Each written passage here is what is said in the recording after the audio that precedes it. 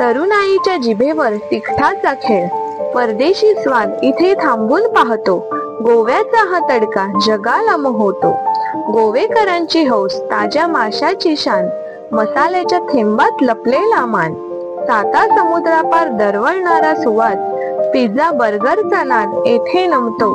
मानकी चिलीचा घास मनाला जिंकतो.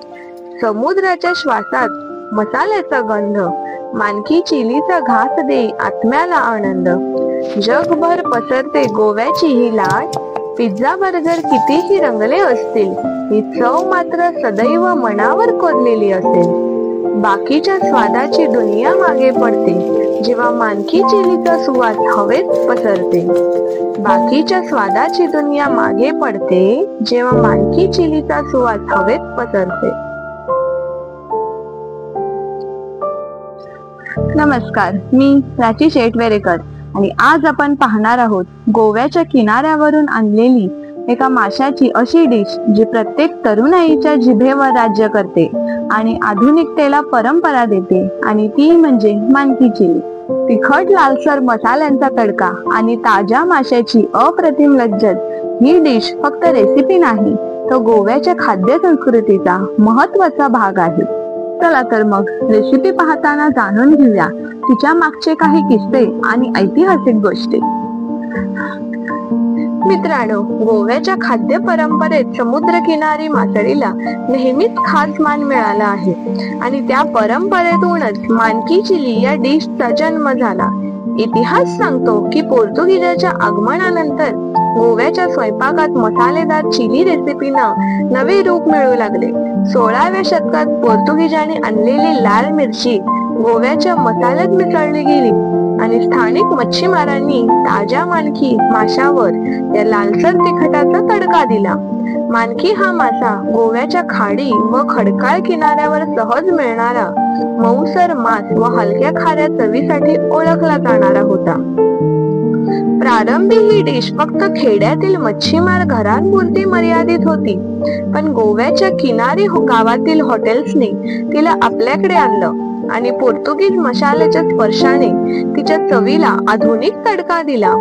परिणामी मानकी चिली आज गोव्याच्या युवा पिढीचा आवडता स्ट्रीट फूड बनला आहे. आज ही डिश केवळ एक रेसिपी नाही, तर गोव्याच्या सांस्कृतिक संगमाची जिवंत आठवण आहे. स्थानिक मासळी, पोर्तुगीज मसाल्यांचा वारसा आणि गोवेकरांच्या कल्पकतेची गोड चव एकत्र आणणारा एक अनोखा स्वाद. मित्रांनो, गोव्याच्या युवा पिढीत ही डिश एवढ्या झपाट्याने लोकप्रिय होण्यामागे फक्त तिची चव नाही, तर गोव्याच्या जीवनशैलीचा एक ताजा धागा दडलेला आहे. सर्वात पहिले कारण म्हणजे स्वादाची धमाल. मानकी माशाचे कोवळे मांस, लालसर मिरचीचे तिखट धार आणि पोर्तुगीज मसाल्यांची हलकी झाक, यामुळे प्रत्येक घास जिभेवर मोहून टाकतो. तरुणाईला या मसालेदार झणझणीत मनाची आवड अगदी स्वाभाविकच आहे. दुसरे म्हणजे तिचा फ्युजन स्वभाव. ही डिश पारंपरिक गोमंतकीय मासळीचा गोडवा आणि आधुनिक चायनीज स्टाईल सॉसचा चमचमीत टच दोन्ही एकत्र आणते. फूड एक्सपेरिमेंटला नेहमी तयार असलेल्या तरुणांना हा स्वाद नवलाईचा आणि हटके वाटतो.